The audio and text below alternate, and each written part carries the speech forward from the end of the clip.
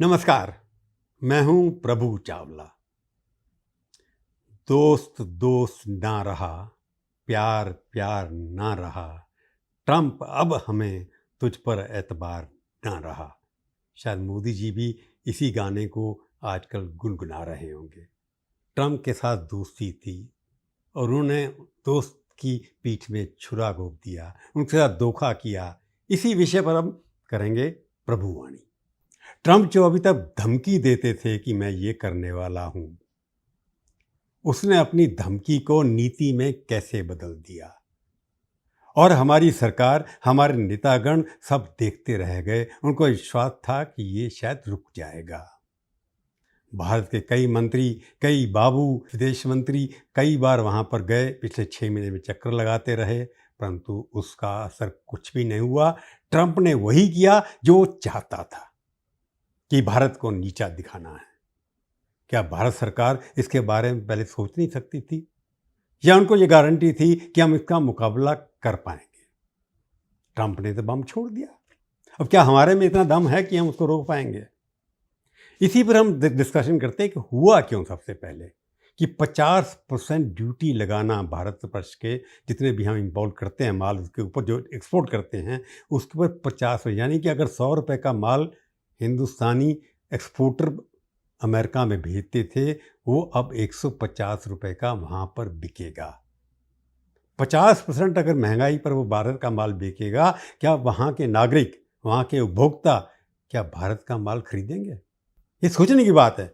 और ट्रंप ने सबके ऊपर ड्यूटी लगाई हैं, परंतु भारत के ऊपर सबसे ज़्यादा लगाई है 50%। चाइना के ऊपर 30% है, वियतनाम के ऊपर लगभग 20% है, इवन बांग्लादेश में भी हमसे कम हैं। तो भारत से दुश्मनी करने की क्या ज़रूरत थी उसको? इसके अलग अलग कारण हो सकते हैं। एक सामरिक कारण भी हो सकता है, स्ट्रेटेजिक, कि हम रशिया के ज़्यादा नज़दीक जा रहे थे। सबसे पहला कारण जो बताया गया कि रशिया से हम इतना तेल लेते हैं, उसको लेकर के हम दूसरे देशों को भेजते हैं, उससे हम कमाई करते हैं, उससे रशिया को युद्ध करने की ताकत मिलती है। यानी कि ट्रंप का ये कहना है, उन्होंने अपने भाषण में कहा है, यूक्रेन का वार फंड कर रहा है हिंदुस्तान, प्रॉफिटिंग करके, हम सस्ता तेल खरीद करके महंगा मार्केट में बेच करके उसको फंड कर रहा है। हालांकि ये ज़रूरी बात है कि हमारे यहाँ प्राइवेट कैपेसिटी ज़्यादा है, बड़े बड़े जो बिजनेसमैन हैं वो तेल खरीद रहे हैं, उनके प्रॉफिट में बढ़ोतरी ज़रूर हुई होगी। हमारी भारतीय गवर्नमेंट की कंपनियां, उनको भी प्रॉफिट मिला होगा, ये दूसरी बात है। परंतु रशिया के साथ दोस्ती भी खुद कर रहे हैं। और चाइना, जिसको आप बात करते हैं कि चाइना के साथ ही हमारी दोस्ती बढ़ती जा रही है, उसके ऊपर तो 30% ड्यूटी लगाई है। तो भारत के ऊपर क्यों लगाते हैं इतनी? इसका जवाब किसी के पास अभी तक है नहीं। कि जब मोदी और ट्रंप 2-3 बार मिले और हाथ पकड़ के नारे उन्हें लगाए, हाउडी मोदी हुआ, ट्रंप इज माई फ्रेंड, इस तरह के नारे लगे, ऐसा लगता था कि देशों में, दोनों देशों के बीच में दोस्ती बढ़ती चली जा रही है। अब आंकड़े क्या बताते हैं? भारत से निर्यात हर साल, पिछले साल 72,500 करोड़ का हुआ, और हमने इंपोर्ट कितना किया? केवल 38,000 करोड़। यानी कि घाटा जो हुआ अमेरिका को, सरप्लस हमारा है लगभग 35,000 करोड़, वो अमेरिका को चुभ रहा है कि अमेरिका के 35,000 करोड़ फालतू भारत के मैन्युफैक्चरर जो सेक्टर है, जो एक्सपोर्ट करते हैं इंडिया से, उनकी जेब में अमेरिकन सिटीजन दे रहे हैं। ये ऐसी बातें अमेरिकन एस्टेब्लिशमेंट कर रहा है। तो ये इंपोर्ट एक्सपोर्ट में तो कोई फ़ायदा होगा, ट्रेड सरप्लस होगा, और हम कई सालों से कहीं, नई बात नहीं है। तो सबसे बड़ा यही कारण कहा जा रहा है कि एक तो रशिया से आप तेल रहे थे, दूसरा अमेरिका से 35,000 करोड़ के फ़ायदा जो है हिंदुस्तान की ट्रेडर्स को हो रहा था, सरप्लस उसको कम करना है। तीसरा क्या है कि अमेरिकन गुड्स हम वहाँ से मंगाते हैं। ट्रंप का कहना है कि जब हम चीज़ें आपको भेजते हैं, अब हमारे यहाँ तो 0% ड्यूटी पे लाते हैं या 5% ड्यूटी पे लाते हैं, परंतु जब हम आपको भेजते हैं, हमारे फूड प्रोडक्ट्स हैं जो वहाँ से आते हैं, जितने इंपोर्टेड फूड तक मिलते हैं अमेरिका से आते हैं, उनके ऊपर लगभग ड्यूटी की लगती है 40%। वेजिटेबल प्रोडक्ट्स जो उनके आते हैं उसके ऊपर 50%। ये अमेरिकन का दावा है कि इंडियन अपनी मार्केट को क्लोज करके बैठा हुआ है, 50% ड्यूटी लगाता है हमारे से जो एग्रीकल्चर प्रोडक्ट्स हमारे से इंपोर्ट किए जाते हैं। तो इसलिए झगड़ा चल रहा था कि हमारे जो एग्रीकल्चर प्रोडक्ट्स जाते हैं, वहाँ से दूध बना हुआ आता है, चॉकलेट्स वगैरह आती हैं, बाकी चीज़ें वहाँ से फ्रूट्स आते हैं। सेब के ऊपर अमेरिकन सेब अगर इम्पोर्ट करते हैं हम, तो उसके ऊपर 50% ड्यूटी अमेरिकन एक्सपोर्टर को देनी पड़ती है इंडिया में। तो उनका कहना ये है कि हमारे ऊपर अगर आप 50% ड्यूटी लगा रहे हैं, तो हम आपके जो प्रोडक्ट आते हैं उसके ऊपर ड्यूटी क्यों कम करें? ये कई सदियों से, कई सालों से चलता आ रहा है, नई बात नहीं है। क्योंकि हम अमेरिका से बाकी कितना माल खरीदते हैं, डिफेंस इक्विपमेंट जितना हम खरीदते हैं उतना कोई और देश नहीं खरीदता। सबसे ज़्यादा इम्पोर्ट रशिया के बाद अमेरिका से लाखों करोड़ों लोग के डॉलर्स के हमारे पास हवाई जहाज आते हैं, बाकी चीज़ें आती हैं। तो अमेरिका की डिफेंस इंडस्ट्री को लागू करने के लिए, चालू रखने के लिए इंडिया का बहुत बड़ा योगदान रहा है। इसलिए भारत का कहना ये है कि हम आपकी इंडस्ट्री को चला रहे हैं, तो हमारे यहाँ पर एग्रीकल्चर किसान जो है उसके ऊपर दबाव डालने की कोशिश करें, नहीं चलेगा। और सबसे बड़ी बात जो है कि दोनों व्यापारी हैं। मोदी जी ने एक बार जापान में या कहीं कहा था, मैं भी गुजरात से आता हूँ, मैं भी बड़ा व्यापारी हूँ। ट्रम्प तो व्यापारी हैं ही। उनकी अपनी नेटवर्थ जो है परिवार की, ट्रम्प परिवार की 60,000 करोड़ रुपए है। उनके पास 60,000 करोड़ के एसेट्स हैं। उनको व्यापार करना आता है, उनका डीएनए में ही व्यापार है। तो मोदी जी के गुजरात से आते हैं। इन दोनों व्यापारियों के झगड़े में राजनीति के कारण से क्या हम फेल हो गए? क्या व्यापारी ट्रम्प हमारे गुजराती भाई नरेंद्र भाई मोदी के ऊपर भारी पड़ गए? क्योंकि फेल हो गई डायलॉग। जो ट्रम्प चाहते कई बार होता है कि व्यापार के अंदर थोड़ा वो आगे बढ़ेंगे, थोड़ा आप पीछे पड़ेंगे, परंतु नरेंद्र भाई जो हैं हमारे, उनकी भी हट होती है, हम झुकेंगे नहीं किसी के ऊपर। तो इससे नुकसान किसको हुआ? इससे नुकसान बहुत ज़्यादा हो रहा है। अगर ये लागू रहा कुछ साल के लिए, ऐसा लगता है कि हमारे विकास की दर लगभग आधा प्रतिशत कम हो जाएगी। अगर आज 6.5% है, 6.5% के हिसाब से हमारी आर्थिक विकास हो रहा है, तो 6% पे आ जाएगा। इससे बहुत बड़ा नुकसान हो सकता है अगर हम समय पर कोई एक्शन नहीं लिया। कहाँ का नुकसान होगा कि हमारे सबसे ज़्यादा टेक्सटाइल जो है वहाँ पर इम्पोर्ट भेजे जाते थे, और टेक्सटाइल ज़्यादातर गुजरात से जाते हैं। उसके बाद जेम्स एंड ज्वेलरी, जो डायमंड हैं उसको सफाई करके, घिसाई करके हम सबसे ज़्यादा ज्वेलरी जो है अमेरिका को एक्सपोर्ट करते थे, वो भी गुजरात से आती है। श्रिम्प्स एंड सी फूड, इस ड्यूटी का असर काफ़ी प्रदेशों के ऊपर पड़ा है। श्रिम्प एंड सी फूड सबसे ज़्यादा केरला से जाता है, तो वहाँ के केरला के लोग जो वहाँ के एक्सपोर्टर हैं, व्यापारी हैं, उनके ऊपर भी उसका असर होगा। उसके बाद केमिकल एंड जो ऑर्गेनिक प्रोडक्ट्स हैं, ऑर्गेनिक केमिकल्स जो हैं, वो सबसे ज़्यादा गुजरात या महाराष्ट्र में बनते हैं। और ऑटोमोबाइल्स पार्ट्स, उनकी सबसे बड़ी फैक्ट्रियाँ तमिलनाडु के अंदर हैं, महाराष्ट्र के अंदर हैं। और छोटे छोटे जो जैसी चीज़ें बनती हैं, जैसे आप सोच सकते हैं कपड़ा है, या आप छोटे छोटे यूपी के अंदर कई चीज़ें ऐसी है, बर्तन तांबे के जाते हैं, वो सब जा कर के यूपी के ऊपर उसका असर होता है। ऑलरेडी CII जो हमारी कंपनियों की ऑर्गेनाइजेशन है, उसने भी कहा है कि बहुत नुकसान होगा। स्मॉल से लघु उद्योग के लोग जो हैं, उनके ऊपर सबसे ज़्यादा असर होने वाला है, कि टेक्सटाइल जो है वो सबसे ज़्यादा लघु उद्योग के अंदर ही भी काम करता है। तो ये 5 सेक्टर के अंदर इतना नुकसान होगा, जिसकी वजह से आधा % विकास दर गिर सकती है। तो इसके लिए क्या हम तैयार हैं? क्या मोदी सरकार, इसके मंत्री, क्योंकि हुआ क्या है, कुछ लोगों का कहना ये है कि हम फेल क्यों हो गए, क्योंकि हमने डिपेंड किया ब्यूरोक्रेट्स के ऊपर। हमारे जयशंकर जी बड़े विद्वान हैं, अच्छा भाषण करते हैं, परंतु वो हमेशा फॉरेन मिनिस्ट्री के अंदर रहे हैं, अमेरिका अंदर एम्बेसडर भी रहे हैं, चाइना में भी रहे हैं।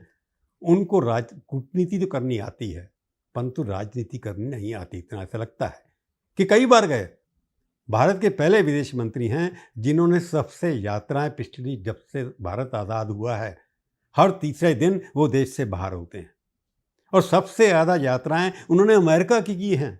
उसके साथ जितने बाकी भी बाबू लोग जाते हैं, क्योंकि जो हमारी फॉरेन पॉलिसी है उसके अंदर पॉलिटिकल इनपुट नहीं है, क्योंकि पहले विदेश मंत्री ज़्यादातर राजनेता रहे हैं।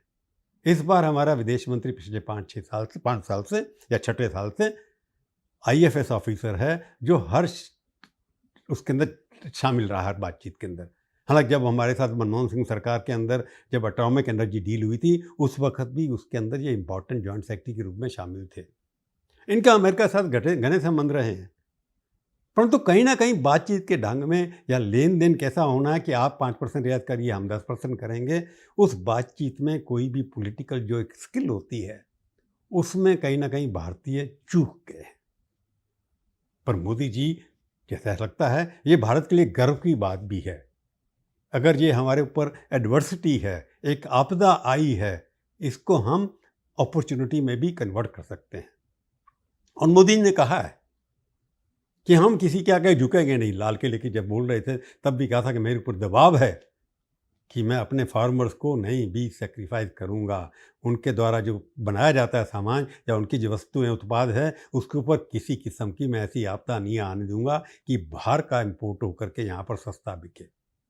अभी उन्होंने फिर एक जगह कल कहा, गुजरात के अंदर जब मारुति की एक फैक्ट्री खुली वहाँ पर, तो वहाँ पर भी कहा कि भारत में बना हुआ अब विदेशों में जाएगा।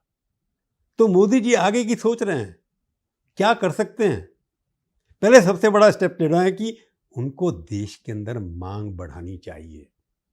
इंडस्ट्री ऑर्गेनाइजेशंस हैं, और मेरा personally as a teacher of economics और स्टूडेंट इकोनॉमिक्स कहना ये है कि जब तक देश के अंदर मांग नहीं बढ़ेगी, तब तक अमेरिकन टैरिफ का जो इम्पैक्ट होगा उसको आप दूर नहीं कर पाएंगे। मांग का मतलब क्या है?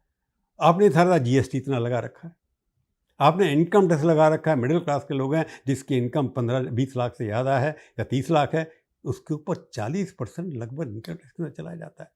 अभी तक जो मॉडल था 1991 से जब से आर्थिक सुधार हुए हैं, अब तक सप्लाई के ऊपर जोर था कि आप जितने भी उद्योगपति हैं उनको कंसेशन देते जाइए, वो बनाते जाएं, फैक्ट्रियां खोलते जाएं। परंतु अब वो मॉडल समय आ गया है कि आप देश में ऐसे लोगों को खड़ा करें जो रूरल डिमांड क्रिएट हो। यहाँ पर लोग गाड़ियाँ खरीदें, स्कूटर खरीदें, एयर कंडीशन खरीदें, कंजम्पशन बढ़ाएं। उस तरह के लिए ज़रूरी है कि आपको अपनी टैक्स प्रणाली में थोड़े परिवर्तन करने पड़ेंगे। लोगों के हाथ में पैसा ज़्यादा देना पड़ेगा। जीएसटी 18% खाने पाने की चीज़ों के ऊपर भी चीज़ है। बड़ा एक देश जिसकी इनकम 10 करोड़ रुपए है, वो टूथपेस्ट लेने जाता है, उसको भी 18% देना पड़ता है।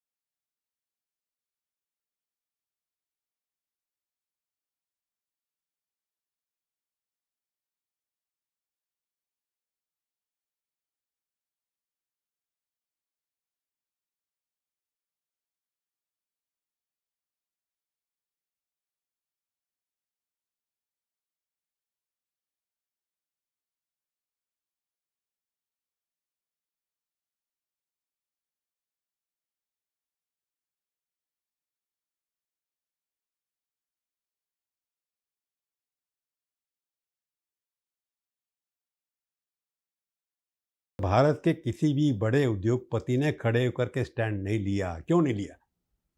पॉलिटिकल पार्टी भी उतना नहीं बोल रही हैं। वो सिर्फ गाली दी जा रही। कि मेरे को नहीं लगता कि राहुल गांधी ने अपने भाषण के दौरान वोट चोरी की बात ज़रूर की, परंतु अमेरिका के ऊपर अटैक नहीं किया। भारतीय जनता पार्टी के बड़े नेता कोई अटैक नहीं करे, यही कह रहे हैं कि हम इसका सामना करेंगे। तो हमको जुट करके सबको, जो इंडिया के अंदर अमेरिकन घुसपैठ है विचारधारा की, उसको भी समाप्त करना होगा। उसके लिए ज़रूरी है कि ऐसे लोगों को जो अमेरिकन पॉलिसी को पुश करते हैं रिफॉर्म्स के नाम पर, उनको भी थोड़ी उसके ऊपर आपको लगाम लगानी होगी। उससे आगे अगर जाना है, देश में बनाओ और देश में खाओ।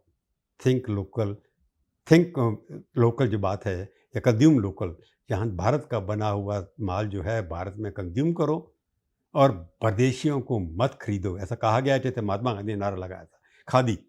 तो मुझे लगता है उस समय आ गया है कि भारत के लोगों को भारतीय जो बना चीज़ है उसको ही कंज्यूम करना चाहिए। जो फॉरेन है उसको आने मत दो, इतना महंगा कर दो कि बिके नहीं यहाँ पर आकर के। उस अभी तक आपने ओपन मार्केट कर रखी थी, विदेशी यात्रा, अब जाइए किसी भी स्टोर में आपको विदेशी चीज़ें ज़्यादा मिलेगी, इंडियन कम मिलेगी। और मिडिल क्लास जो अपर मिडिल क्लास है उनके पास देखिए बड़ी बड़ी इंपोर्टेड गाड़ियाँ हैं।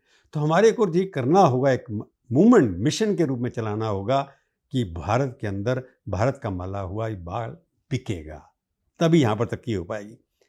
और सबसे बड़ी समस्या है लघु उद्योग। लघु उद्योग हमारा लगभग समाप्त होता चला जा रहा है। हमारा मैन्युफैक्चरिंग सेक्टर जो है उसके अंदर पहले कितनी प्रोडक्शन होता था। चाइना ने क्या किया, मैन्युफैक्चरिंग सेक्टर को बढ़ाया। जब अमेरिका से खतरा हुआ तो उन्होंने अपना मैन्युफैक्चरिंग सेक्टर बढ़ाया। तो उसको बढ़ाना चाहिए आपको, उनको कंसेशन देने चाहिए, उनके ऊपर ड्यूटी कम करनी चाहिए, उनको हॉलीडे टैक्स देना चाहिए, टैक्स हॉलीडे की बात करनी चाहिए उनके साथ। जब तक ये नहीं करेंगे तब आप अमेरिका का मुकाबला नहीं कर पाएंगे। अमेरिका एक बड़ी शक्ति है, उसको इग्नोर नहीं कर सकते। परंतु अब वो कहते हैं अमेरिका फर्स्ट, मागा, मेक अमेरिका ग्रेट अगेन। तो हमारे लिए क्या होना चाहिए, मिग, हमारे मिग जहाज है ना, मागा की जगह हमको मिग बनाना चाहिए, make India great. Make India great तभी बन सकता है जब हम सोचें हिंदुस्तान के बारे में, करें हिंदुस्तान के लिए, तभी जाकर के हम ट्रम्प का मुकाबला कर पाएंगे। उसकी धमकी के आगे झुकने भारत के बस में नहीं है, ना कभी झुका है, और जब तक मोदी जी हैं तो वो झुकने वाले नहीं हैं। परंतु लड़ाई के लिए ज़रूरी है कि आप अंदर से तैयार रहिए। जो भी अमेरिका से आप खरीदना खरीद रहे थे, जैसे बोइंग खरीद रहे हैं, इन सबको कैंसिल कर देना चाहिए।